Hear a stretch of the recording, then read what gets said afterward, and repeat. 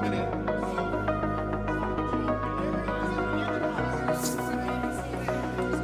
It's only a matter of time. Justice is coming. What is the cost of lies? It's not that we'll mistake them for the truth.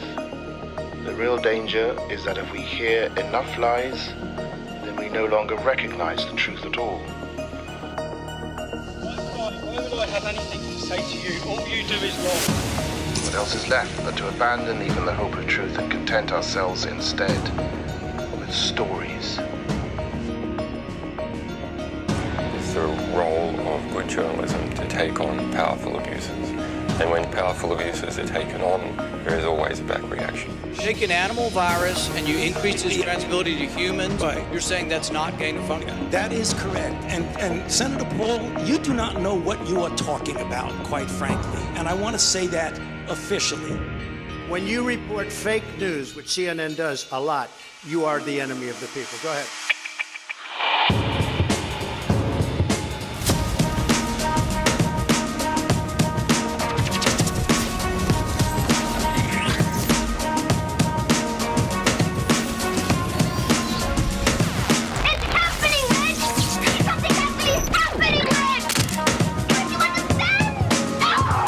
About is the reality of goodness, not the perception of it. And what I see all over the place is people who care about looking good while doing evil. Fuck them. Okay?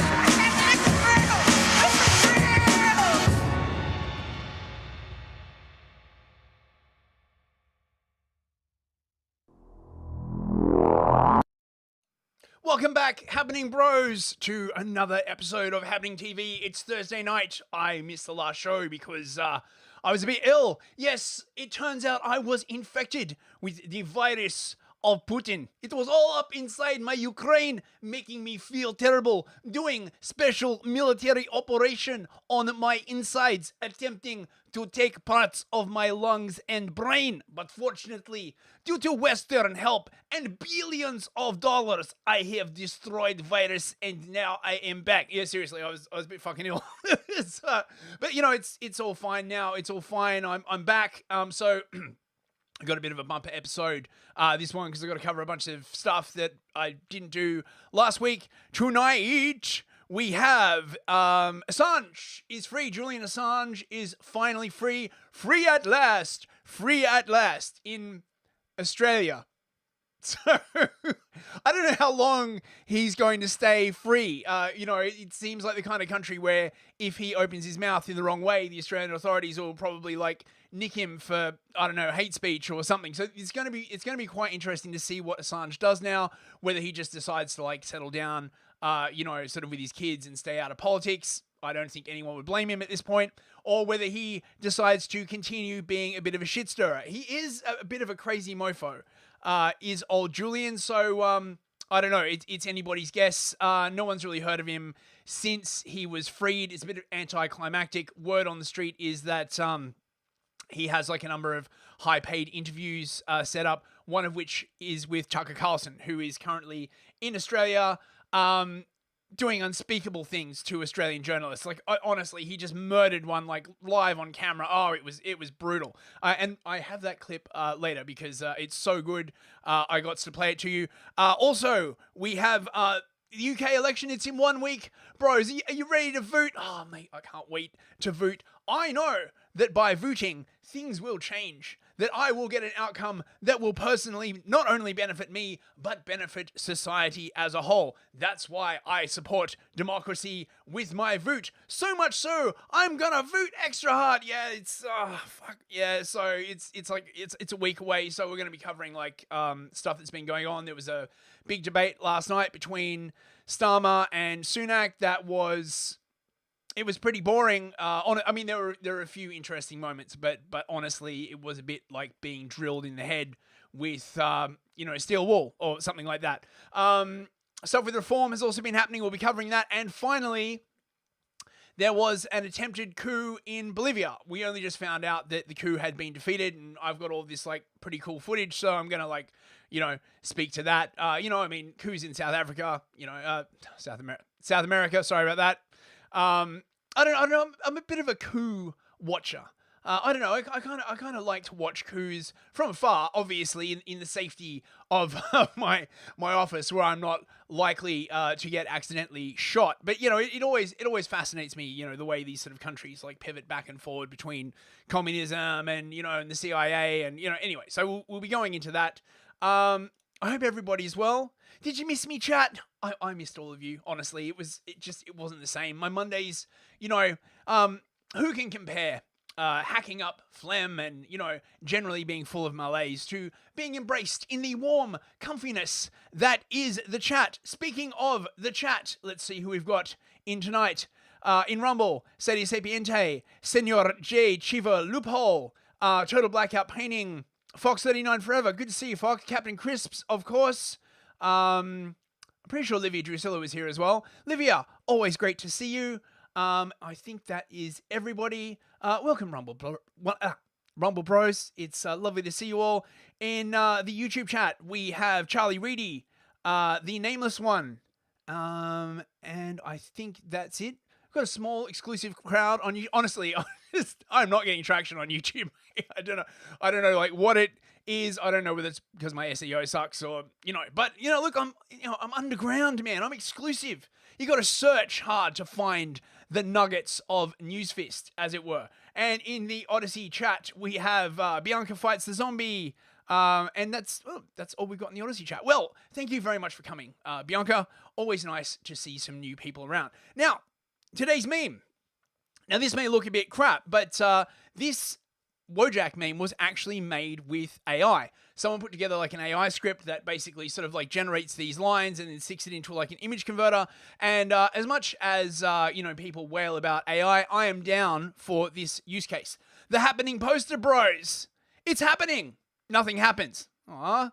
The elites are panicking. The elites continue as usual. Q predicted this. Well, Q predicted everything. Trust the plan. The plan doesn't exist. Bigger than Watergate. Forgotten in a week. This changes everything. But nothing changes. Wake up, sheeple. Keeps hitting the snooze. The storm is coming. Clear skies for years. So you can see it's not quite as good as human created, but it's getting there. And of course the Wojaks are pretty crap. But just in the sake of keeping you abreast of current meme technology, which is an essential part of this show, I thought I would show you all. Right, now, let's get on to the news. And before I do, you can donate to the channel via Entropy if you would like to. That would be awesome.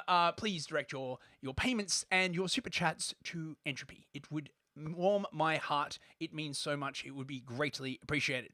Right, let's get on with it. Now, let's just get the right window here. Okay, so we start off with Julian Assange, released from prison after agreeing to plead guilty to Espionage Act violation. WikiLeaks reports that its founder, Julian Assange, was released from UK prison on bail and is in the process of returning to Australia. This is from June 24th, so this is about 3 days ago. Court documents filed by the US Justice Department indicate that he accepted an agreement with Washington that he would enter a guilty plea to crimes under the Espionage Act. Pardon me. WikiLeaks published the following statement on X. It'll always be Twitter to me. Julian Assange is free. He left Belmarsh Maximum Security Prison on the morning of 24th of June, having spent 1,901 days there. Yes, he's been in Belmarsh for about 5 years. He was granted bail by the High Court in London and was released at Stansted Airport during the afternoon, where he boarded a plane and departed the UK. This is the result of a global campaign that spanned grassroots organisers, press freedom campaigners, legislators and leaders from across the political spectrum, all the way to the United Nations. This created the space for a long period of negotiations with the US Department of Justice, leading to a deal that has not yet been formally finalised. We will provide more information as soon as possible. So, basically, the details of the deal were that Assange would fly out to an island, whose name I forget. It's basically US territory. basically in the middle of the ocean, that is not technically US territory, but is a US protectorate. They have a court there, and he would basically admit to a copper plea deal for espionage and get away with time served. And although I was honestly thinking that it was entirely likely that the Americans would just be like, psych! Yes, the Marianas Island. Thank you very much, Livia. It's called Solidar, I think is the name of the island. It's some little tiny thing. I thought the Americans would just be like, ha, we've got you now. But it turns out that some rather senior diplomats were traveling with him on a private flight. And they have apparently hit Assange with a $500,000 deal in order to pay for the flight there. And it looks like much of this was covered by anonymous Bitcoiners. WikiLeaks co-founder Julian Assange is free. An anonymous Bitcoiner donated over 8 Bitcoin worth around $500,000 to help his family pay off the debt incurred by his travel and settlement expenses. Nobody quite knows who it was that paid this Bitcoin. If they were smart, they would have stuck it through a whirlpool before all the whirlpools got shut down. But of course, since Bitcoin is basically transparent, you can see the transaction here. So yes, no one really knows who it was who paid for his flight. Conspiracy theories abound, obviously. As his friends described it, this is from The Guardian, obviously, from the 25th, a couple of days ago. It was the last kick of the British establishment. At 2 a.m. on Monday, Julian Assange, the founder of WikiLeaks, was woken in his small cell in the high-security Belmarsh prison, ordered to dress before being put in handcuffs. Yes. This is The Guardian. This is a very, very detailed play-by-play. Here we go. We can see him boarding a plane there. The Albanese government, the sort of Labour government in Australia, basically wanted him back home. The Albanese government is extremely unpopular at the moment because they are sort of like WEF commie shills that seem to sort of be hell-bent on destroying the country. So any kind of W would be like, a great thing for the Albanese government. There are two circulating narratives on exactly why this was done.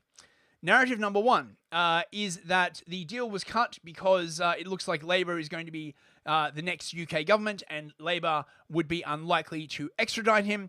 The other narrative is that the US Democrats wanted to take the sort of sting out because they thought Trump might pardon him once he got into office, and that would be a W for Trump, and so therefore they don't want to do that, obviously. Here's just a little summary from Epoch Times for you all. Let's check it out. WikiLeaks founder Julian Assange walked free on Wednesday from a court on the US territory of Saipan after pleading guilty to violating US espionage law. It ends a years-long battle to avoid prison in the United States. After his hearing, he left without answering questions to the media. He waved as he got into a white SUV, which took him to a private jet waiting to fly him to Australia. In the 3-hour hearing, Assange pleaded guilty to a count of conspiring to obtain and disclose classified national defense documents. His media group released the largest leak in US military history in 2010. Tens of thousands of classified military files detailing the US war in Afghanistan and Iraq, and thousands of diplomatic cables. Washington has... Now, I'd just like to point this out, right? Most normies that you talk to on the street, they think that the reason why the Americans went after Assange is because of the collateral murder video. No. That's not the reason why they went after Assange. They went after Assange because he leaked thousands of confidential diplomatic cables, number one, and a ton of secret CIA hacking tools, the Vault 7 and Vault 8 releases, which massively embarrassed the National Security Agency, because it turns out that the NSA had been secretly cultivating backdoors in Windows and other operating systems for like ages, and when these were released, it caused a massive spate of ransomware attacks all around the world. If you guys remember the WannaCry attacks that happened like a few years ago, they were all enabled by one of these CIA backdoors that got leaked. That was called Eternal Blue. So the blow up from this happening was massive. It wasn't really just about some footage from Afghanistan. Said the release of the secret documents put lives in danger. On Wednesday, Chief U.S. District Judge Ramona V. Manglona accepted his guilty plea. and released him due to time already served in a British jail. Assange had spent over 5 years in one of Britain's toughest prisons, battling extradition to the US, and prior to that, 7 years in the Ecuadorian embassy in London, as he fought sex crimes accusations in Sweden. While in the Ecuadorian embassy, Assange had 2 sons with his partner Stella, who had been one of his lawyers. The Australian government has been calling for Julian Assange's release, with Prime Minister Anthony Albanese telling the Australian Parliament Wednesday his case had dragged on for too long. Yes, it was starting to look a bit bad for everyone involved. You know, many people were like basically, you know, wondering whether, you know, Assange would basically be sort of like dragged off to Guantanamo.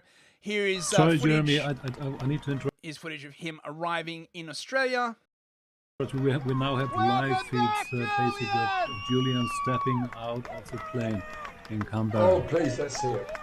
Oh, it's such a. Well done, he's walking on the tarmac. I don't know. He's waving to the crowd. It's such a joyous moment. I'm not sure you can see it, but you know, believe me, this is such an emotional moment. He is looking so great. It's just. I saw pictures of him. He looked a lot better than last time I saw him. Well, if you think that I have maybe backtracked a few years, I can tell you that he's looking a lot better than inside Belmore's prison on Saturday. It's such a great moment. He's clenching his fists and waving to the crowd. What a great moment in history to witness and be a part of it, Jeremy. And thank you. I mean, we should all be. I'm just getting it on my phone now. Wow. He is meeting Stella now. Oh my God. Kissing Stella. You know, this is, my God. And John Shipton is there, his father.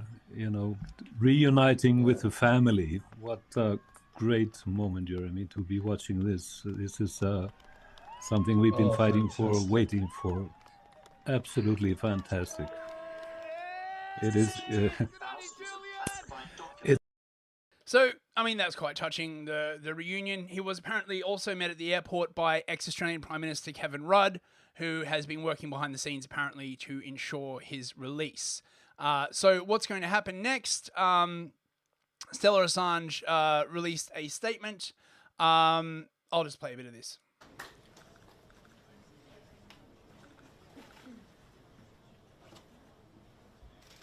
I wish to thank the Prime Minister, Albanese, the officials who have been working in DFAT on securing Julian's release. I'd also like to thank the Australian people who have made this possible, because without their support, there would not be the political space to be able to achieve Julian's freedom. And that support is across the board. I thank the opposition for also supporting Julian's release. It took all of them. It took millions of people. It took people working behind the scenes, people protesting on the streets for days and weeks and months and years.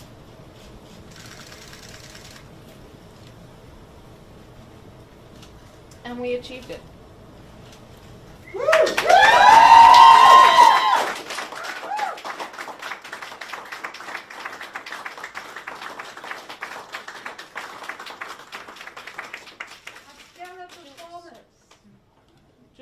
Julian wanted me to sincerely thank everyone. He wanted to be here. But you have to understand what he's been through. He needs time.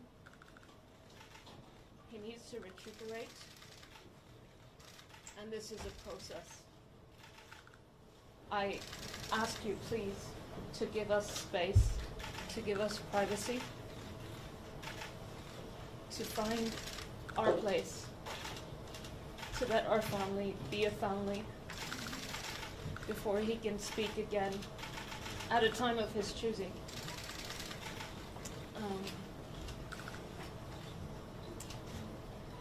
I think it's important to recognize that Julian's release and the breakthrough in the negotiations came at a time when there had been a breakthrough in the legal case in the UK, in the extradition, where the High Court had allowed permission to appeal. There was a court date set for the 9th and 10th of July, an upcoming court date in which Julian would be able to raise the First Amendment argument at the High Court. And it is in this context that things finally started to move. I think it revealed how uncomfortable the United States government is in fact of having these arguments aired, because this case, the fact is that this case is an attack on journalism, it's an attack on the public's right to know, and it should never have been brought. Julian should never have spent a single day in prison. But today we celebrate, because today Julian is. So there you go. So he is now free. Just to point this out, this is the +D database on WikiLeaks, the public library of US diplomacy. And there are about 2 or 3 million diplomatic cables covering from like 1973 to 2010. This is an invaluable resource for anyone studying history or foreign policy. Indeed, when I was at university, I was amazed that people didn't use this. Basically, like, they're like, oh yeah, we don't use the cables from WikiLeaks. I'm like, but they're literally there. You can like read them. It says a lot of very, very crazy stuff in there that many people aren't too keen on talking about. And of course, there are also the Vault 7 and 8 releases. As you can see, these are all NSA and CIA cyber attack frameworks. Tons of them. These are from 2017. So many things on the CIA and the NSA, sources and methods, technical sources and methods. So the US, understandably, was very, very annoyed. Right. So until we hear more from Mr. Assange, that's basically all we know. So it's time to cover the UK election, bros. Are you excited or are you falling asleep? I'll try and make it like not quite so painful for you. Okay. So the polls as they stand at the moment, if there are a general election held tomorrow. This is from June 25th, so 2 days ago. Labour 36, Conservatives 18, Reform at 17, and the Lib Dems at 15. You can see the sort of moving lines there. The Conservatives just sort of generally like going down. Labour have experienced like quite a decline from just a month ago, from 44% all the way down to 36%. At the same time, Reform has been climbing very, very sharply during that same period. In fact, from about the 16th of May, you see this, I presume this is when Farage stepped in the ring. We've seen a big drop-off for Labour and a big rise in Reform. So, what's been going on? Well, firstly, Nigel Farage had the sheer brass neck to come out and say that maybe the Ukraine war had something to do with eastward expansion by EU and NATO. Ooh, you can't say that. These are the forbidden words that no one is allowed to say. Everybody knows that the war in Ukraine has nothing to do with the West and literally only started 2 years ago when Putin launched his highly illegal full-scale war into Ukraine. Of course, students of foreign policy know that this is complete and utter bullshit. In fact, you can actually go into the WikiLeaks cable database, and there are senior people in the US administration essentially saying exactly the same thing all the way back in 2010. But yes, Zelensky says that Farage is infected with the virus of Putin, except apparently he said no such thing. Apparently this is a completely made up headline because Daily Mail are shills, whatever, but it's highly amusing. Reform hit back by basically responding with this newspaper cover from, when is this from? From 2016, where Boris basically says exactly the same thing. Boris, of course, came out and was like, yes, you absolutely cannot talk about Putin in that way. I didn't go over there and scupper a peace deal and get hundreds of thousands more people killed for nothing, So that basically fizzled out very, very quickly after that rebuttal. In other news, the right-wing Zoomer that is running Nigel Farage's TikTok got outed on social media. He basically wrote a blog post where he envisioned a version of Britain where everyone's forced to take an IQ test and we get rid of all the foreigners and skyscrapers are everywhere, and it'd basically be cyberpunk Britain and everyone would be rich and successful. For which, of course, he was branded a fascist because fascism is whatever you want it to be these days. Last night, there was a head-to-head, bulb head to bulb head, I guess, between Sunak and Starmer on the BBC on Question Time. It sort of came out, kind of mixed. People thought Starmer was more trustworthy, Starmer was more likable, and that Starmer was more in touch with the ordinary people. His dad was a toolmaker, don't you know? That's why he's such a tool. However, on which was more prime ministerial, it was, basically sort of neck and neck, right? Captain Chris, did anyone watch the head-to-head? Well, I watched it because it's my job and I am a sucker for punishment. I have some clips. This was by far the best clip of the night, where I don't know how they even allowed this guy into the audience. This is the best question I have seen asked of our political class in a while. Check it out. Mr. Sunak, I think you made a fair job of being Chancellor, but you're a pretty mediocre Prime Minister. Sir Keir, I think that your strings are being pulled by very senior members of the Labour Party. Are you two really the best we've got to be the next Prime Minister of our great country?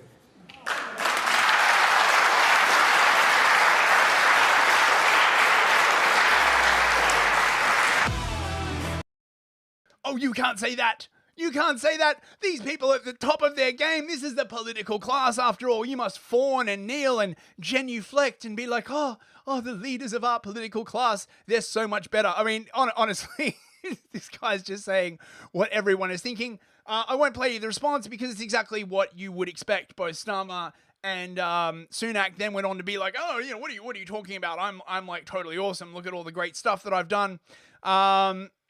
There was a few sort of clashes.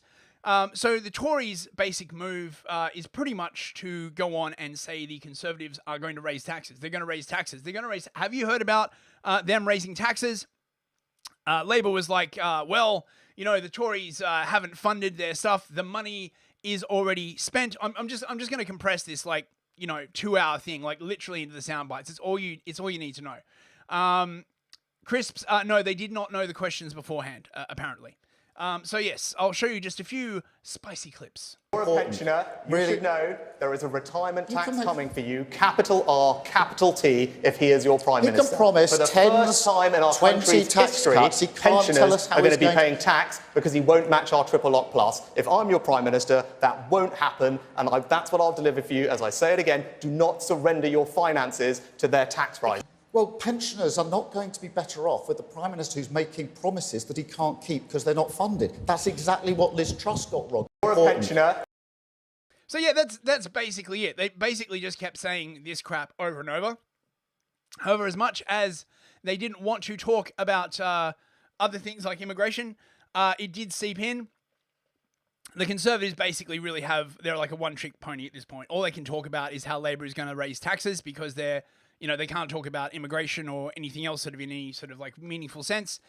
This came out on their TikTok channel shortly afterwards. Check this out. We have a plan for the future. Future tax. Future tax. Future tax. Tax. Tax. Tax. Future tax. Tax. Tax. Tax. Tax. Tax. Imagine an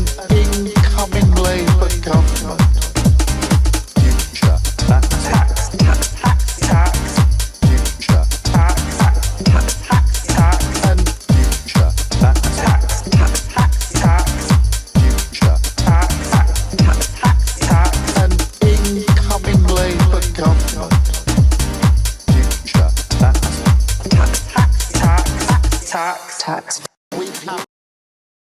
Oh my god, that's so cringe. I don't know who they've got running their TikTok, but I would be willing to bet it's someone over 45. Now, the debate then later turned to immigration. Ooh, scary. The domain of far rights and racists and, you know, people who don't want infinity migrants for some reason, probably because they're racist or conspiracy theorists or soft in the head. This is quite an interesting exchange. Check it out. Thinks I'm wrong, he should say so. Because they're not being processed, they cannot be returned to where they came from. Can they, Prime Minister? If he wants to correct that, now's his chance to do it. I'm They very cannot clear be returned. about where we'll answer them. Well, do you know where these people come from? No, he's not answering the question. Do you know where You they can see come from? Iran, You can see. Syria, Afghanistan. So when Keir Starmer says he's going to return people, is he going to sit down? Are you going to sit down with the Iranian ayatollahs? Are you going to try and do a deal with the Taliban? It's completely nonsensical what you are saying, right? You are taking people for fools, right? I think that these people should not stay in our country. They will be on planes to Rwanda. That's what I will do with them. You still can't answer the question. What will you do with them? Thinks I'm wrong, he should say so. So I remember reading recently that the Taliban were actually like, oh yeah, we'll take people back, but obviously you can't negotiate with the Taliban. That would give them like legitimacy, you know, in the eyes of the West. So yes, you know, there was that. There was a sort of a W for Sunak there, and Starmer basically kind of like stumbled. He did a bit of a faceplant at this moment where Rishi just kept asking him, you know, what are you going to do with all these people? Of course, Starmer can't say the answer, which is that he's basically going to give them all papers and let them stay, right? You know, because that would play badly, and, you know, he's going to reel that out once he's in office. Check this out. People, just when let me finish. illegal migrants come Tens to of our country, thousands of people what will who you do haven't with them? processed It's their a very claims. simple question. Well, I can tell people what I will do with them. I will put them on planes to Rwanda How because long? they shouldn't be able to 300 stay. years. What will you do with 300 illegal years. migrants who come to our country? What will you do with them? It's a simple question. His plan is What will you do with them? They need to be processed at the moment. Processed? They're not. Yeah. So he's like, blah, blah, blah, blah, blah, blah. Yeah, they're gonna be processed here. Sure. Now, at the same time, it seems that Labour has angered the Bangladeshi community. Now, this is one of the problems with talking about immigration. You can't talk about any of the groups that you want to deport. They already did that with the Albanians because no one cares about Albania and they got rid of them. But you can't say that about the Pakistanis or, you know, any of the sort of like varied flavors of blacks or Africans. Would be too racist. So somebody at Labour Party HQ decided that they could use the Bangladeshis as an example. Bit unfair to pick on the Bangladeshis. Personally, I have no problem with them. They've always like been pretty chill to me. But as a result, the Bangladeshi community is up in arms saying don't vote for Labour. I don't know how large the Bangladeshi community is, but check this out. At the moment, people coming from countries like Bangladesh are not being removed. I've done it before. I know how it's done. I think it can be done again. And that way we can stop people coming here in the first place. So on the first few days in government, I'll tell you what I'll do. I'll put the staff back in the returns unit. I'll make sure that we've got planes going off, not to Rwanda, because that's an expensive gimmick. They will go back to the countries where people come from. That's what used to happen. Where? I mean, it's so hard to do. Well, at the moment, people coming from countries like Bangladesh are not being removed. Ooh, Bangladeshis are not happy, bros. So that was a bit of a sticking of foot. I guess they don't care. Sedi Sapiente, they're going to do nothing. It's all such light. Yeah, exactly. They ain't going to do shit. Oh, we have a few other people in the chat. Streaky Bacon, good to see you. Timmy Bombinson, good to see you as well. Highland Fool and Machine for Baked Beans. Lovely to see you guys. And Old Saucy.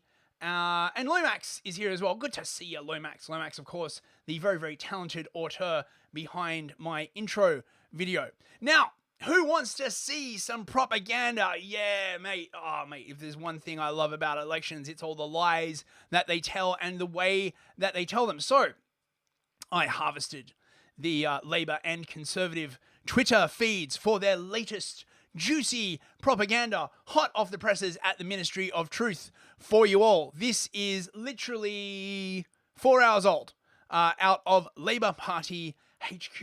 Be very, very scared, bros. Be very, very scared.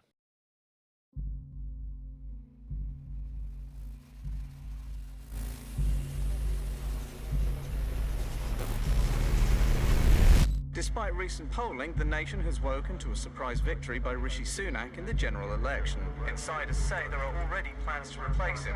I just think it shows unstable leadership. Yeah, I've got no faith in them. It's become a bit of a farce, hasn't it? I feel like moving out of Britain. The country is broken. It's on its knees. It really is. NHS waiting lists are spiralling further out of control, forcing more and more people to pay huge sums of money for private healthcare. From that day I contacted a GP to my first lot of chemotherapy for bowel cancer. It took over 100 days. It's on its knees. The wait times are crazy. I'm sure the Conservative government just want the NHS to go to the rack and roll. In 14 years, you set it back 40 years. Energy bills have continued to rise, putting increased... Oh my God. I mean, this is such cope, right? The reason why the NHS is going through the floor is because there's so many more people trying to access free medical care at point of sale. The reason why energy bills are up is because of all the net zero stuff, which Labour has basically said they're going to accelerate. So, would you like toast with your lies? Pressure on families. I can just about get through month to month. It's sickening. My bills just crazily increase. Pressure is increasing on teachers as education funding drops further. Teachers are at their wits' end. I can't even afford to give my kids books in class. Sewage dumping is one of the worst scandals there is. The Tory party makes... Oh yes, sewage dumping. Why is there so much sewage? I mean, what is it that makes sewage? Climate change.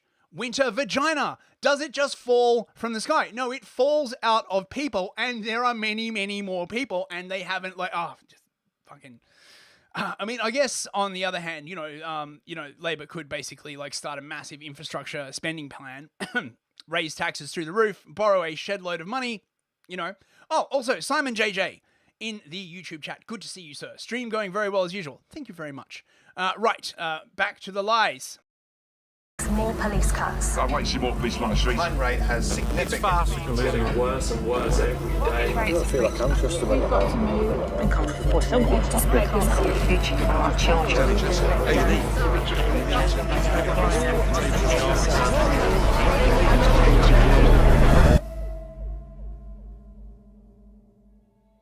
After 14 years of chaos, it's time for change. Time to turn the page and start to rebuild. It's time for change. Do you mean change for the better? No, just change. Things that will probably make shit worse, but it will be a change. Change. Oh my God. I hate the Fabians so much, man. They're just like, whatever it is we need to do, we need to change. Oh, Crispy13 and Miss Twisted. Did somebody say vagina? Yes. Yes, that was me. Winter vagina, to be precise. The best kind. Oh God. Oh, this is making me sick. We will secure our economy to make you and our country better off. We will start to cut the NHS waiting lists so you can get the treatment you need. We'll take back our streets with neighbourhood policing.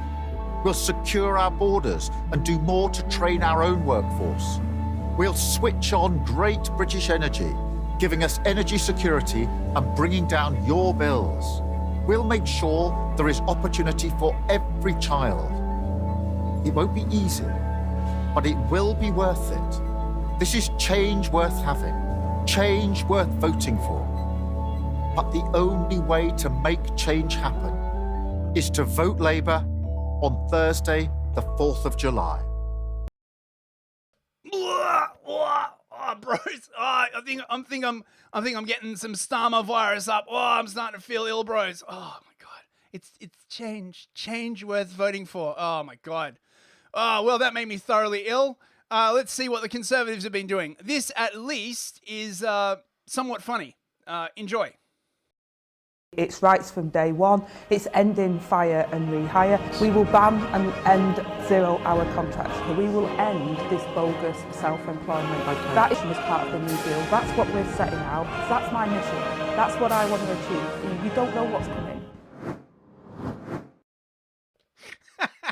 Okay, so at least I got a chuckle out of that one. Now, on to reform, of course, the dark horse, the racist horse in the race. No one really knows where they're going to come out.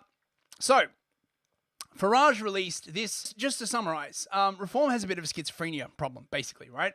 You have the based wing that are basically like, oh, look, we really need less immigration, you know, we have to return, you know, we need sort of like English culture and stuff like that.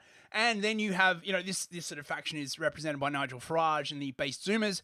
And then you have the sort of wet boomer wing being represented by Richard Tice. And just to give you an idea of the differences between these two sides, I'm going to play you first a thing from Farage and then a thing from Tice. So this is what Farage is putting out. Very, very nice stuff.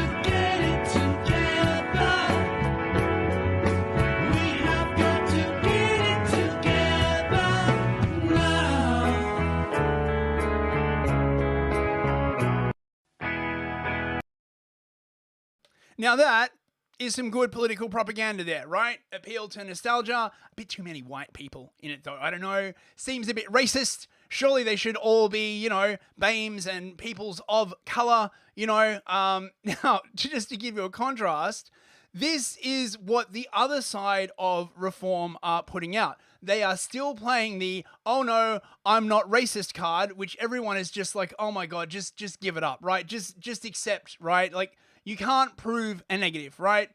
The problem with constantly trying to prove that you're not a racist is that you give power to anyone who accuses you, and you can distract any argument by just saying, oh, well, that's a bit of a racist thing to say. And then instead of like proving your point, you have to spend the next 10 minutes proving why you're not a racist. Just give it up. Apparently, we're all racists. Apparently, we're all bigots. Apparently, we're all xenophobes. Apparently, we're all far right. Apparently, we hate foreigners or people with different coloured skin. And yet,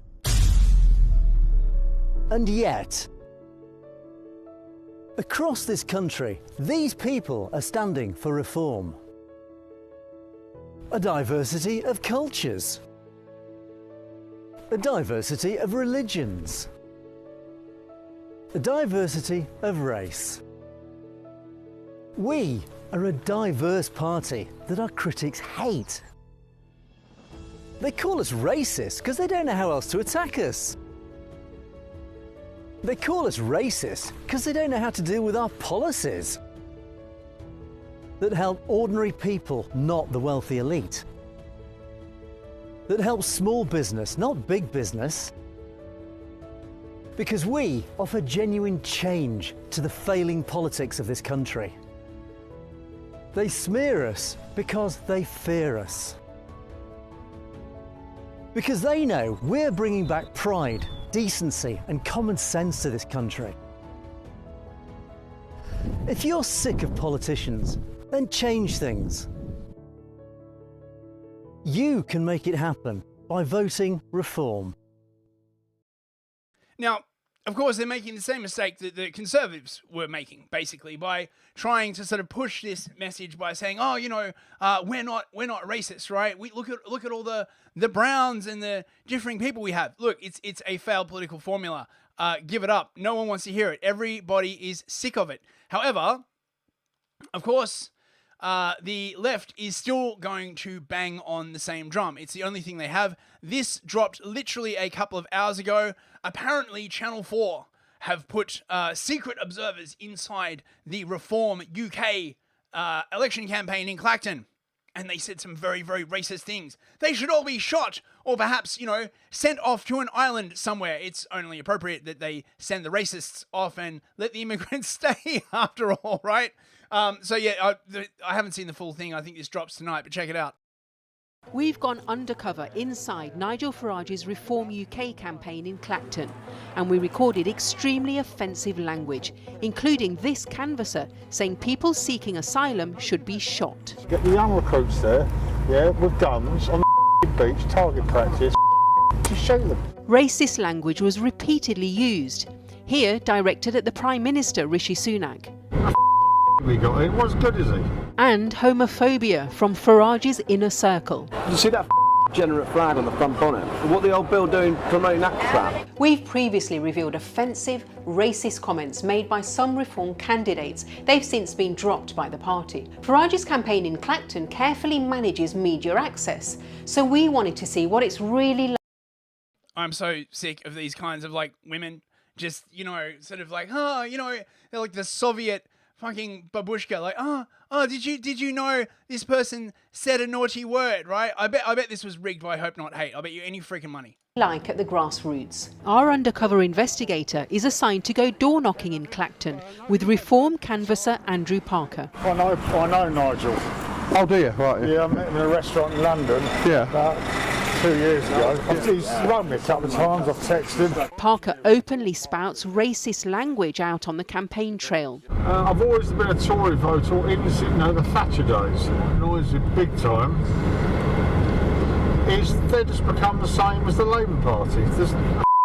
We got in. What's good is he? And he isn't shy about his views on Muslims. All they're interested in doing is taking over, changing everyone to be a Muslim. You see, what the Islamics want, and it's horrendous, really. It's sick, mate. Sick. It's a cult. I tell you what, if you don't know about Islam, it's the most disgusting cult out. Before we go out on the... Yeah, but he's not fucking wrong. I know ex-Muslims who literally say exactly the same fucking thing. Like, oh my God. Oh, he said the bad word. Honestly, don't threaten me with a good time. This makes me want to vote for them twice. Like, oh my God. On the doorstep, he gives our undercover reporter a pep talk. Emphasise illegal, especially if you open the door to a bunch of... We visit a mobile home park outside the town centre. It's a target area for Reform with an elderly population. Immigration is the big issue, and Parker says this. D11 in, all the place near Dover, army recruitment. Get the young recruits there, with guns on the beach, target practice, to shoot them. Andrew Parker told us, I'd like to make clear neither Nigel Farage personally nor the Reform Party were aware of my personal views on immigration. I therefore would like to apologise to them if my personal views have reflected badly on them and brought them into disrepute. Oh, never apologise. Never apologise. First mistake, mate. On a sunny afternoon, we're joined by Farage's ground team at the pub. A police car is spotted driving by with a rainbow pride flag on its bonnet. Did you see that degenerate flag on the front bonnet? What the old Bill doing promoting that crap? He should be out catching nonsense, not promoting. Our police officers will be paramilitaries. They won't be police. We're going to bring back the news. Reform UK. Based! So fucking based. Like, oh, this is a bad... I honestly think, Channel 4 is probably going to do them a solid, to be honest. He told us, any individuals who have been identified as making unacceptable comments and holding those views are not welcome in our campaign. We are running a campaign to represent all voters in Clacton. We are well within the legal limits, and like all parties, our returns will be delivered promptly after the close of the polls. Nigel Farage told us, I'm dismayed by the reported comments of a handful of people associated with my local campaign, particularly those who are volunteers. They will no longer be with the campaign. The appalling sentiments expressed by some in these exchanges bear no relation. Yeah, and then it's just Channel 4 being like, oh, we got them to apologise, like, we're winning. Oh, God, fuck off. Right, so there you go. You're all caught up, bros. You're all caught up. Right, now, our last story, just a quick one. There was a coup in Bolivia. Now, when I got this story together, it was still a live coup, but apparently it has been averted. You know, much disappoint. It's always like bad doing a story when it has been, you know, wrapped up.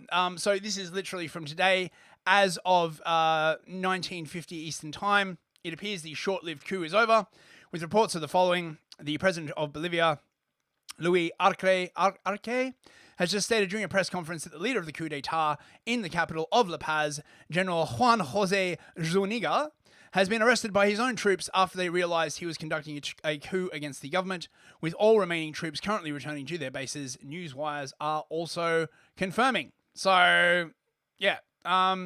So basically, I got some like Kino footage from this, so I'm just gonna play it anyway. So basically, it started the way all good coups do, with a bunch of army people turning up outside the presidential palace, because, you know, that's where you go. However, the reporters were there, they'd gotten wind of it, and it seems that General Jose Zuniga,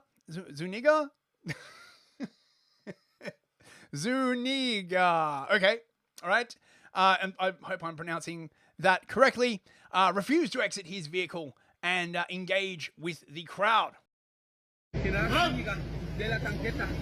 Ministro, ¿está Zúñiga dentro?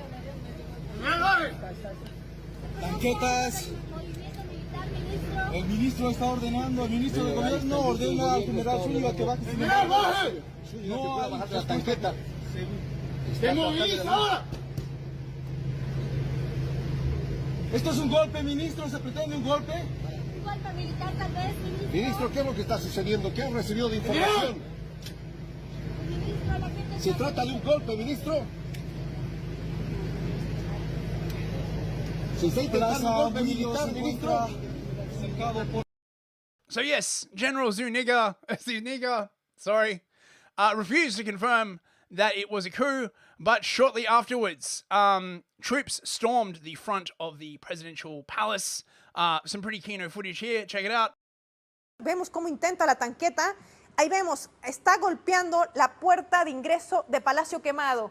Está tratando de ingresar por la fuerza, violentando la seguridad, inclusive la integridad de la Policía Nacional y de los Colorados de Bolivia, que se constituyen en la Guardia Oficial de Palacio Quemado. Así la tanqueta ha golpeado, ustedes lo han visto a través de las pantallas de Telesur, la puerta de ingreso de Palacio Quemado. Por esa puerta, señores televidentes, ingresa el presidente de Bolivia. Están ingresando, ahí lo vemos, la Policía Nacional con el equipo antimotines, garantizando el resguardo de esta puerta que conecta al ingreso de la Casa Grande del Pueblo, donde se encuentra, sabemos, el presidente Luis Alberto Arce Catacora y también los ministros de gobierno, quienes estaban desarrollando una sesión de gabinete, una reunión. Se apostan allí la Policía Nacional Boliviana con escudos antimotines, con equipo antimotín, para evitar que los militares puedan ingresar por la fuerza. Esto es lo que está sucediendo en este...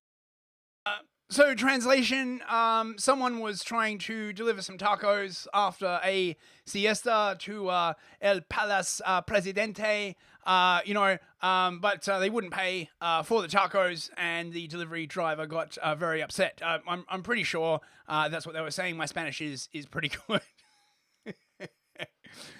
So this then led to a confrontation inside the El Palace Presidente, with General Zuniga.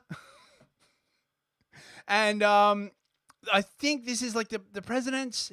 Yes, this is Bolivar's president basically talking to the general, saying, are you doing a coup? Is it really a coup? Do you want to do a coup? You know, right, like back and forward.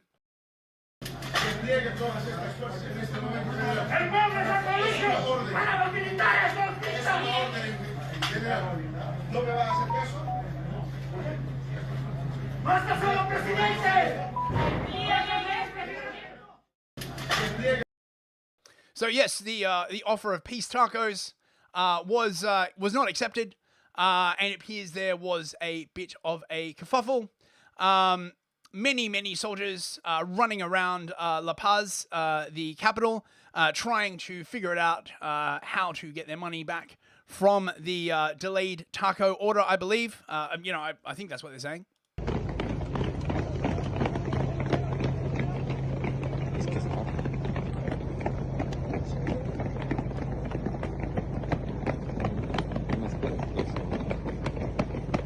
Ya. Ahorita te pagan todo. O por la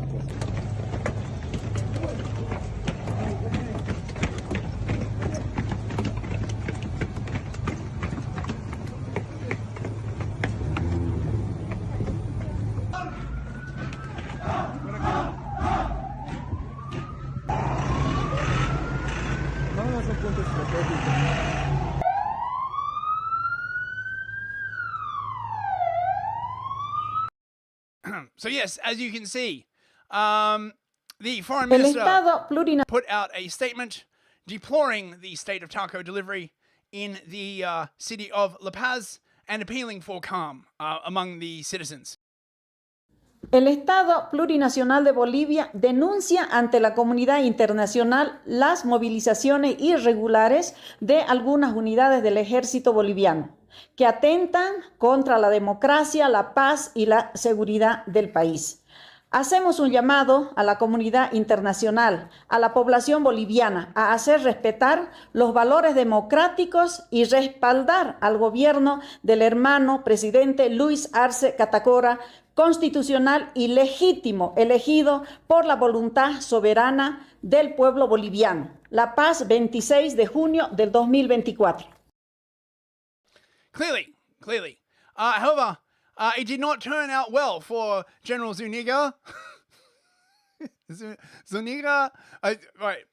He was arrested and put behind bars, and now basically it's all over. Of course, Bolivia is quite prone to coups, being, you know, sort of South America and ruled by communists and then royalists and then communists and then royalists and then, you know, a bit of like the CIA getting in there.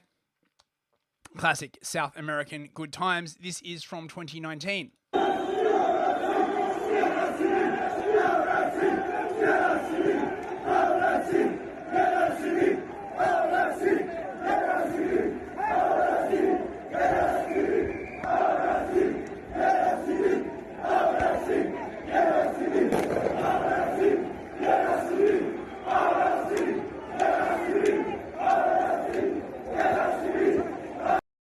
So there you go.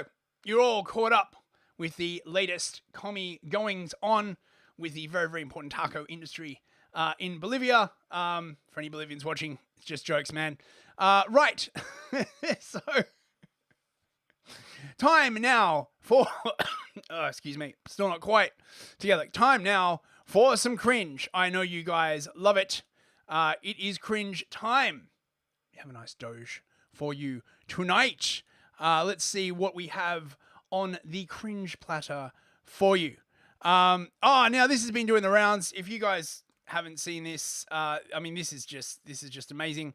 This is from a show called Amsterdam. Sadie's, what's the name of this medical drama? It's from a few years ago, but someone clipped this and posted it. It's just so goddamn hilarious. I had to share it.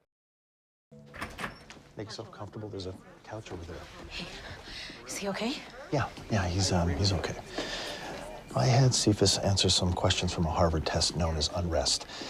It is designed to measure someone's level of social resistance. Social resistance. When people like us oppose the values and policies of the dominant culture. That's right. And what does that have to do Your son, he feels threatened on a daily basis. Like everything he's earned can just be taken away. He's disenfranchised. But because his life is seemingly free from all this, because he can't name it, he's internalizing it. Name what? Racism. I think your son's tumor was caused by racism.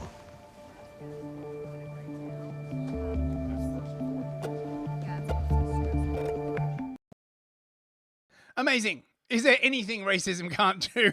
It is truly the universal solvent, bros. Now, you may be surprised by this, but all of a sudden, the UK Army has pivoted away from diversity for no reason whatsoever, of course. It's not that they need more white boys to go and die in Ukraine. This is a perfectly organic messaging evolution. This is the latest Army recruiting commercial that many people are pointing out. Where's the diversity, bros? We were told diversity was our greatest strength, and now it's all white boys. What's going on, bros?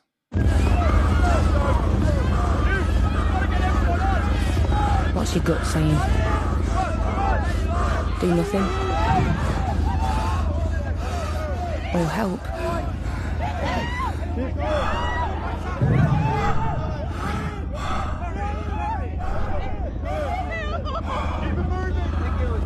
You've got the instincts. Now, get the training.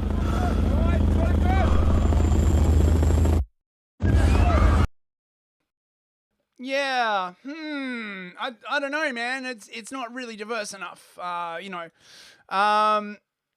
what's this? Climate bollocks. Who doesn't love some climate bollocks? Enjoy, bros.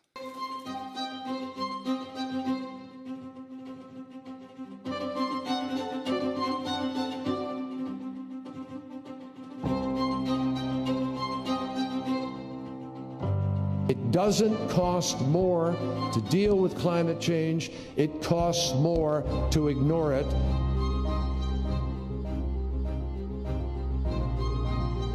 It's clear from the stocktake that countries have not had ambitious enough nationally determined contributions. So we're way off course where we should be. For too long, finance has not been available, accessible, or affordable.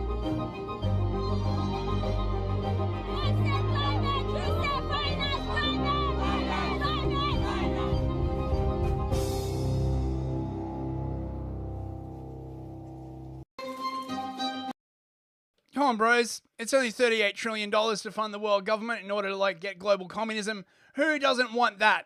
Oh, God. I hate these people so much. Oh, no. This is funny. In yet another sort of classy move by the seasoning Americans, promoted to positions of power that they are clearly not ready for. This is Christina Peterson, who is apparently the highest paid judge in Georgia. She's black, in case you didn't notice.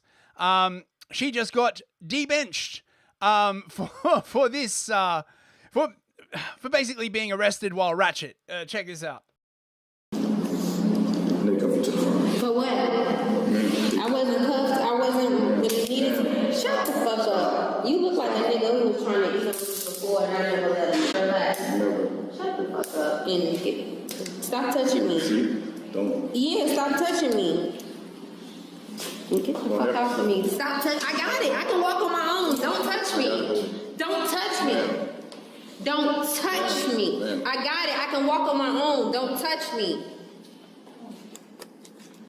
You have prevented. Take me. I could give a damn. Take me where you want to take me. So how do you want me to take you somewhere expeditiously? Now. Take me where you want to take me. No! No! Just let that nigga run on the female. No!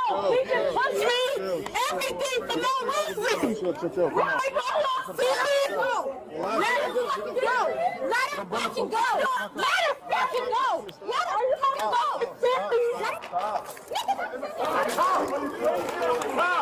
That's a cop!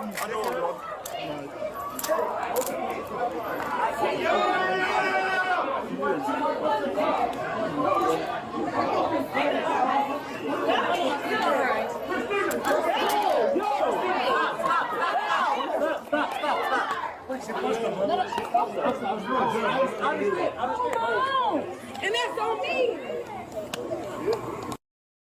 Shit! No, I didn't! I don't punch niggas! Don't punch me! No. Ma'am. Take me where you want to take me. I can't take no, you. I don't take have any me. identification on And you. I don't care. You don't need the identification. You have locked people up and you have picked up dead bodies when you don't know who bodies it was, but you picked them up. Take me where you need to take me. I'm trying to. No, take me where you need to take me immediately, expeditiously. You have prevented. Take me expeditiously. One of the finest legal minds in the entire country, clearly. Oh my God. Can you imagine fucking Clarence Thomas watching this and just being like, oh, God damn it.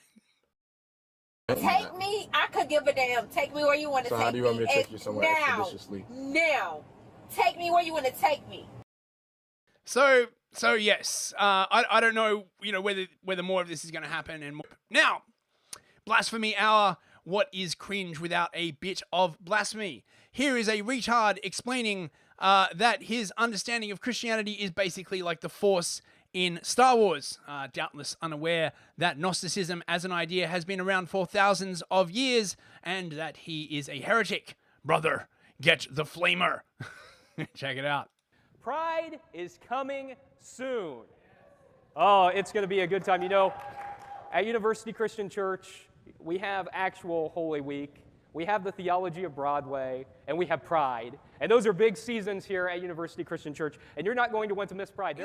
The more I've sat with Star Wars, the more I have recognized that it is not just good entertainment, it is also very theological. And not just theological, but it is compatible with the theology of Jesus, right? The Force. Now, I think whenever I watched Star Wars as a child, I thought that the Force was a power that you could control. But Luke Skywalker says it best when he says, the Force is not a power that you control.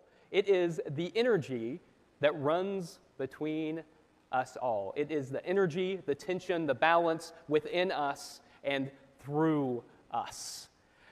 And that really resonates with me because the more I have delved into theology, the more I have learned about the teachings of Jesus, the more I have recognized that God is that which is within us and all around us. That's why I love... No, it isn't. You're wrong. Fuck off. The scripture lesson that Diego read just a moment ago. The kingdom of God is among you is the translation. And traditionally that is, the kingdom of God is within you, but it actually means is among you. Like it is within you and it is in your midst. It is both within and all around you. Just like the Force, you see. Barbara Brown Taylor is a theologian scholar. She put it like this. She said, God is the luminous web of connection that connects us all. That when we act positively, that has impacts on other people throughout the web. And that when we act in harmful ways, that also has reverberations that go throughout the web. And so it is up to us to act in positive ways. I love this idea in thinking about God as the source of connection between us all. Lesson 1, the Force connects us all in the same way that God connects us all. And I think as I've grown in my faith, I've learned to see God less as a divine being and more as a source of connection. Yes, we're all familiar with what Gnosticism is. Perhaps I suggest you do some reading, you fucking idiot. Yeah, man. Christianity, it's just like Star Wars, bro. Right, now, I'm going to play all this clip because, my God, this is funny. Tucker is in Australia to interview Julian Assange and just murdered this journalist in broad daylight. I love this clip. It seems to be, at least Tucker sort of, sounding the death knell of the whole, this thing you once said was once said by someone who did a crazy thing, therefore you support crazy thing. Everyone is like fucking tired of it. But they tried to have a go, of course, because they don't have any other options left at this point. This is pretty freaking awesome. Enjoy. Thanks, Tucker. I saw a couple of our friends from the press gallery have a smile when you were getting into the free press. So I might ask Paul Sakal from the Sydney Morning Herald to ask a question. Great, thank you. You've almost thanks for your speech. Of course, Mr. Carlson. The media can be extremely negative, so it's nice to hear uplifting comments about our country. It's an amazing country. It is, and I think we forget that in Australia oftentimes, so I appreciate that. You've preempted my question on Putin. Putin! Putin! Which I think you did strategically because you knew it's what we'd ask. Putin! He's so bad! And I also appreciate that... Did he make you take the COVID shot? Take the what? The COVID shot? No, he didn't. Sorry.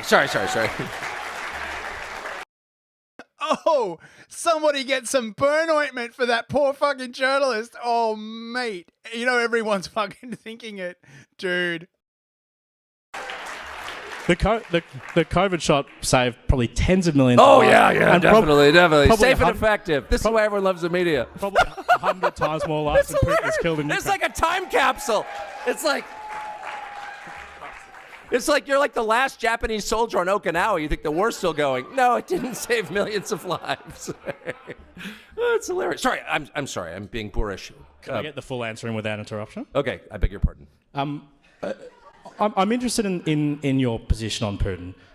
Many people in this crowd would adore conservative prime ministers in this country like John Howard, Tony Abbott, mainstream right-wingers like Boris Johnson, Australian Liberals, some of their MPs are in the crowd, are vehemently anti-Putin. They believe he's a reprehensible figure who doesn't believe in the values of conservatism, such as the rule of law and democracy, which gives us the freedoms we have in our country.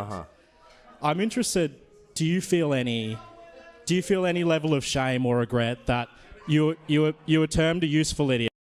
Now, this, of course, is the play that we've been seeing for years. You know what I mean, right? Do you feel shame? Do you feel regret? And if the person they're saying it to is stupid, then they admit the question, they apologize, they're immediately on the back foot, and anything that they wanted to say is then basically completely derailed while they spend all this time apologizing for being a racist or a conspiracy theorist or whatever. Tucker, of course, plays this perfectly by just being like, no, get fucked. I salute you, Tucker. Well done, sir. And then post your interview, Vladimir Putin himself said in his Russian media that he was surprised at how weak your questions were. And he also said that you were wrong when you said that no other journalist had asked to interview him. He said, that's not true.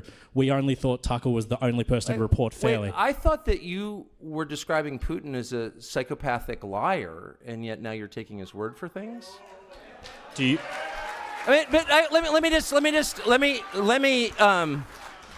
Let me just quickly unpack your absurd soliloquy if I can. First, I'm stuck on the idea that Boris Johnson is a right-winger. Do you know Boris Johnson? I do. Boris Johnson is a criminal buffoon who, like so many who claim to love Ukraine, is single-handedly responsible for the deaths of hundreds of thousands of Ukrainian men in this war that Ukraine cannot win. And I would refer you to Wikipedia. How many more people does Russia have than Ukraine? Do you know? 100 million. 100 million. And in a land war, that's a relevant number. It is not possible for Ukraine to beat Russia. The best they can do is sue for peace. That's been known, including by Zelensky, who wanted that since the early days of this conflict. And Boris Johnson, on orders from the Biden administration, shut down, and this is not a disputed fact, this is a fact, admitted by everybody now, shut down the peace negotiations almost 2 years ago. And Ukraine has been completely destroyed. And now Zelensky has passed a law allowing foreign corporations to own land there. So you tell me what Ukraine is going to look like in 30 years when all of it is owned by BlackRock and multinational corporations and its population is not Ukrainian, okay? So the tragedy of what's happened in Ukraine, orchestrated by the Western powers, including your government, and I hope you do, and driven by my government, I feel shame about it, I hope you do too, is really one of the great crimes of my lifetime. So the idea that somehow if you're against that, you're for Putin, well, of course, that's absurd. And by the way, speaking of your friend Boris Johnson, he attacked me, of course, ad hominem, and so I called him. He was a journalist, not surprisingly, a man of low character, not shocking. And so I called him and I said, well, you've called me all these names. Why don't you sit down for a conversation? I happen to be in your rainy, depressing slum, London, and we could have a conversation. And he said, I won't do that unless you pay me $1 million. That's a fact. That's a non-disputed fact. I have the text messages. So if that is the credible source of the slur that, look, if I were a toady of Putin or I loved Putin, I would just say so. Because why do I care? I've already been fired. I don't work for anybody. I have no incentive. And by the way, it's perfectly fine if people love Putin. Well, I don't understand what that has to do with anything. We are citizens of different countries. We should judge first and foremost our own leaders. How's our country doing? How are my children doing? What's their future look like? None of that has anything to do with Putin, except to the extent that you all, this country, sit back, your government allows the Biden administration to push us into nuclear war, which is where we are right now, right on the cusp of it. And somehow that's not a story. That is that Putin doesn't respect human rights or the rule of law. Okay, well, just today, Julian Assange was released after 12 years. 12 years in custody, and your government did nothing. The UK made it possible, and the United States demanded it. You tell me how that's consistent with the rule of law or democracy. It's not. It's ruled by the intel agencies. It's lawlessness, and it's a crime. So I'm not saying that we're morally equivalent to Putin. I'm not saying that. What I'm saying is our concern should be first and foremost, how are our countries run? And we give our own leaders a pass time and time again because they point to some other creep on the world stage and say, he's bad. Kim Jong-un is bad. Well, yeah, of course he's bad. That's why I don't live in North Korea. That's why I don't live in Russia. I have no interest in living in Russia. But the point is, you're bad too. And the fact that he's bad does not allow you to continue being bad. What? And the last thing I will say that I really feel deeply and I really resent on an emotional level, and you'll pardon my passion, I don't know you, I'm sure we'd be very close friends if we did know each other. But I really resent what I have seen across the West in the past 15 years, and it's a sea change from my youth when my father was a reporter, this alignment between media organizations and the government. I find disgusting, actually. I think it's a perfect inversion of what you're supposed to do. If you're a journalist, your job is to challenge power on behalf of the powerless. It is not to align with the powerful against the powerless. And that is precisely what you have done. I watched your ABC this morning in my hotel room for about 20 minutes until I looked around for a vomit bag. And I watched, it was one of the most grotesque, I couldn't even believe it was real. The first story, this is unbelievable. The first story was Assange. God bless them. That is the biggest story. The second story was a family of 4 found dead in a house. I think in a suburb of Sydney, but it may have been Melbourne.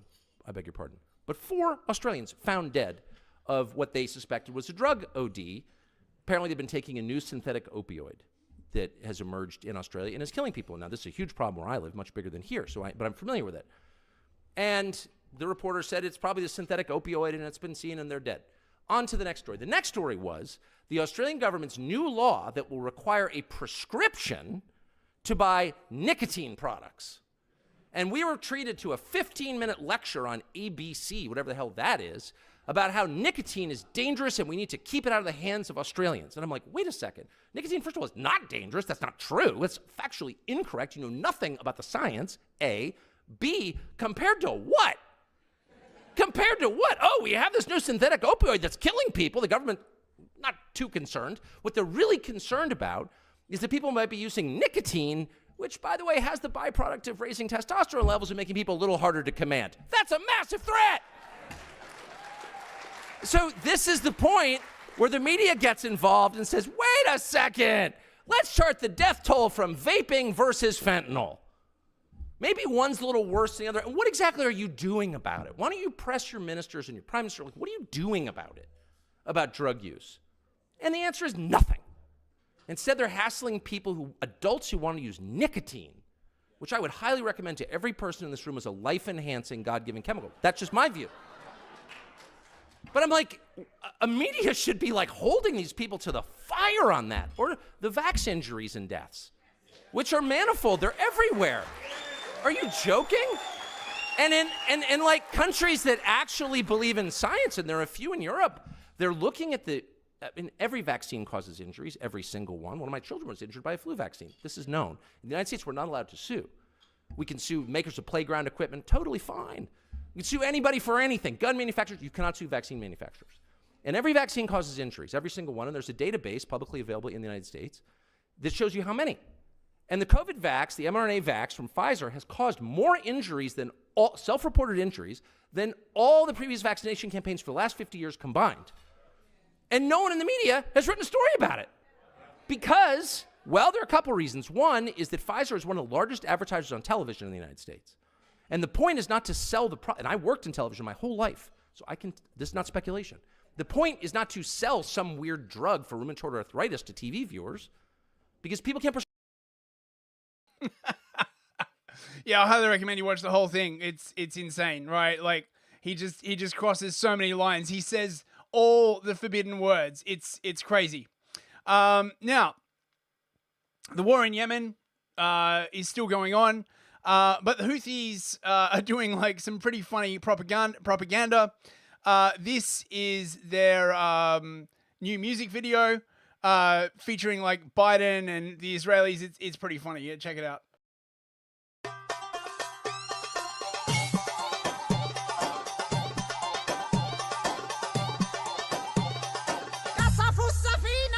سفينة سفينة والله ما تمشي سفينة تمويهاكم كاشفينا اما تجنب راهينا او نقلع الماكينة ونحاصر ابن اللاعينة بايدن على بنيامينا يلعن ابو والدينا.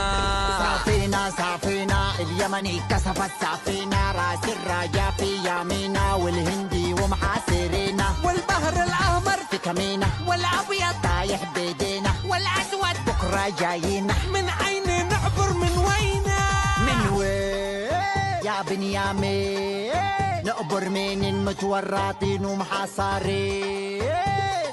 يو بايدن الو هات اسطولين والغرب فين؟ فين امريكا وبريطانيا والدنمارك فرنسا المانيا؟ انا مشغول عباده ومش قادر اهدع ولا ثانيه. هاتوا الناتو الغربي خليكوا جنبي جنبي انا لليمن مش ناكس غزاوي ذابح قلبي قلبي قلبي قلبي قلبي قلبي قلبي قلبي قلبي قلبي. قلب امك يا ابن الخراطه موسادك بانت خباطه تبنى علشانك فرقاتها والقوه اليمنيه جبتها ضربتها ضربتها ضربه يخرب بيتها. نهرب فين جينا يمين جينا يسار وثابتها ملي ملي ملي ملي مليار لصاروخ $2,000 يا خساره كل غاره واقتصادنا بدا ينهار. وانا وانتو سحين ولا جننتو انتو معاياك انتو مجرم حرب انا وانتو. 1 2 1 2 1 2 مجرم حرب انا وانتو. كنا نحشش من تحشيشك بيشك جشنا وجشنا جيشك كلنا تفرشنا في البحر في غزاين تفريشك. فين الهلف الكذبي فين الاسطول الهربي فين حكام المراكز لا لا لا قلبي قلبي قلبي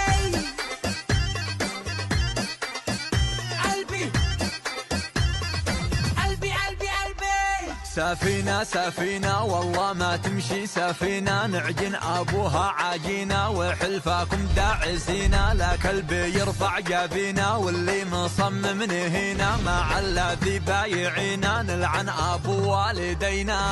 سفينة سفينة ما بقى اليمني سفينة ومن هرب لاحقينا ومن قرب خطفينا وسطولنا ضاربينا وحصارهم فرضينا. من وين نعبر منينا وينا وينا وينا وينا.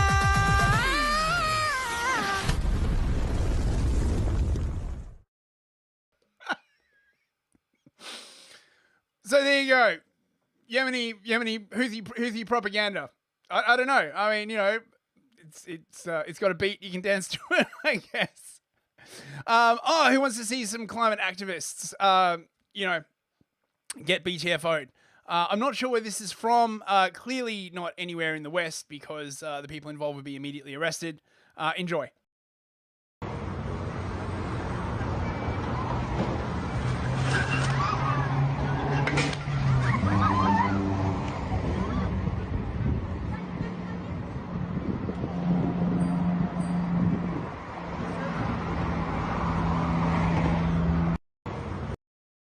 What exactly did you think was going to happen? Mexico. Yes, crisps. Yes, Mexico. Yeah, that's right. Right, and this is... oh, yeah, so this is from Polytunes. Pretty good account. Woefully unsubscribed. They do, like, sort of, like, funny things. Since milk has been recently in the news, again, recently, for being racist and shit, I thought I'd play this. What about all those people who like milk? What about those people, some people on a dairy diet that need that milk? What about them? So there's no single person that needs milk. Actually, milk, so the majority of people on this planet are lactose intolerant. So actually, dairy is a racist drug. because the majority of non-white people can't they're lactose intolerant. So basically, they're being given a food which is actually causing prostate cancer, causes breast cancer. You can look this up. This is all just scientifically peer-reviewed science. This is documentary called yeah, of course it is. Of course it is. So you can find a documentary about anything. So when I go downstairs after the show and I have a glass of milk, I'm being racist, am I?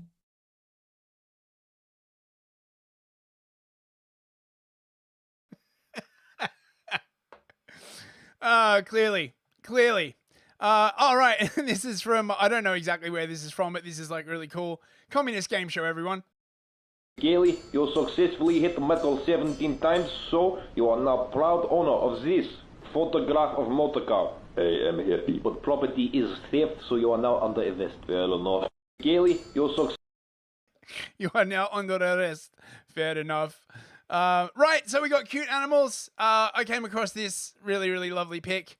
I'm mad when I'm mad, but they say, do you want tacos?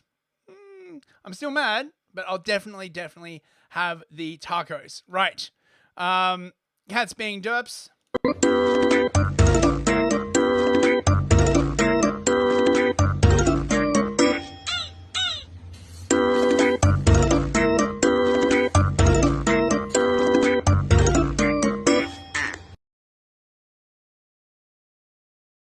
Right, sorry, I need to check out entropy. It has logged me out, which is why I'm not seeing any entropy messages. God damn it. Right. We have $15 from Simon JJ. Thank you so much, man. I really, really appreciate it. Here's some confetti of color for you.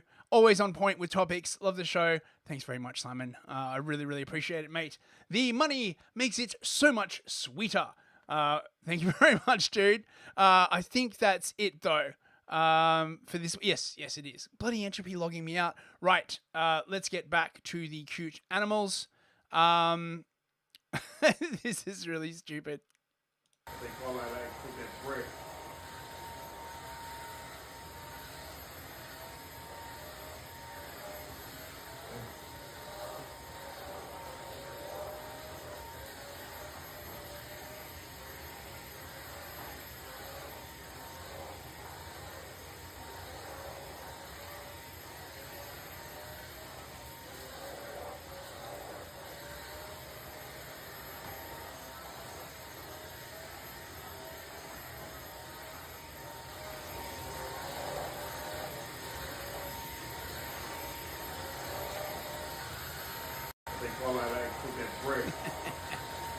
I've never seen a cat enjoy a vacuuming. First time for everything.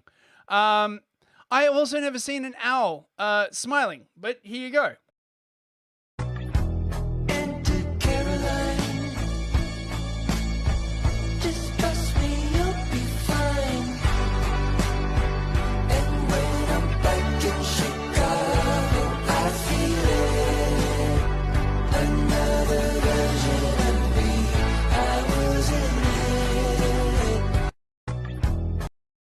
Aw, that is so cute. What else we got? Kitten stuck in a box.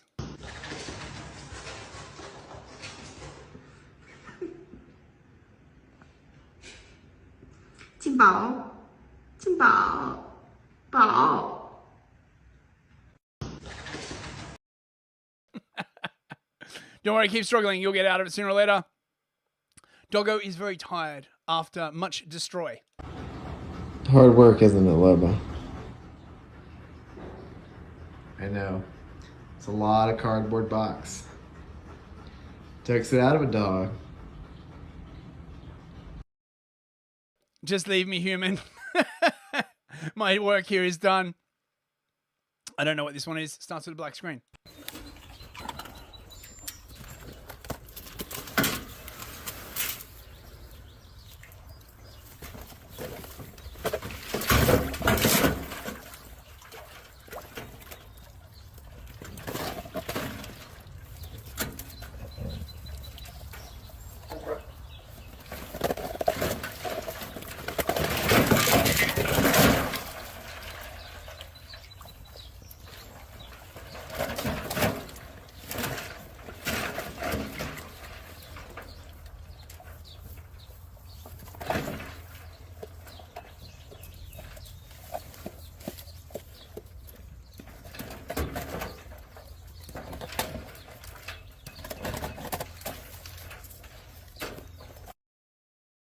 Yes, that is wolves discovering the joy of ice cubes, and our last cute animal video of the night. An otter, I think, getting combed. She's like, it's cute. And then he's pretty cute. Why don't you play with a real toy?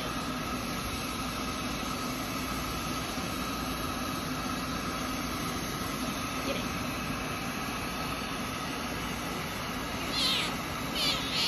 Hey, I'm sorry, Will. If you didn't have mats, then I wouldn't have to do this.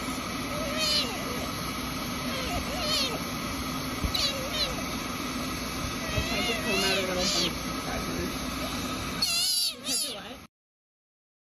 Aw, so cute. And that's the end of the show, everyone. I will be on Empire of Lies tonight at 11 p.m. on Yiz's channel. Tonight, Foucault and Deleuze, the discipline versus control society. We thought we'd dive into a bit of leftist philosophy for you all. Please come along. It should be fun. I will see you all there. Quick goodbye to everybody in the chat. Livia Drusilla, Captain Crisps, Old Saucy, Crispy13, Miss Twisted. Good to see you, Twisted. Fox39 Forever. Let me see. Yiz, of course. Great to see you, Yiz. I think that's everyone. Lomax, of course, if he is still here. Total Blackout Painting. Good to see you, man. I think that's everyone in Rumble. In YouTube, Charlie Reedy, Simon JJ, of course. Thanks again for the donation, mate. I appreciate it. Anti-Whiteism ends with you. Victorian Time Traveler. Nameless One. Streaky Bacon. Anybody else? And Timmy Bobinson, of course. I think that is everybody. And in the Rumble chat, we have Ain't88, Camille the Wicked, Highland Fool. I think that's everyone. A bit quiet in the Odyssey chat tonight. Yes, so I hope to see you all for Empire of Lies. I hope you all have an excellent weekend. I will be back on Monday as long as the Putin virus does not return. Have a good night, everyone. Bye.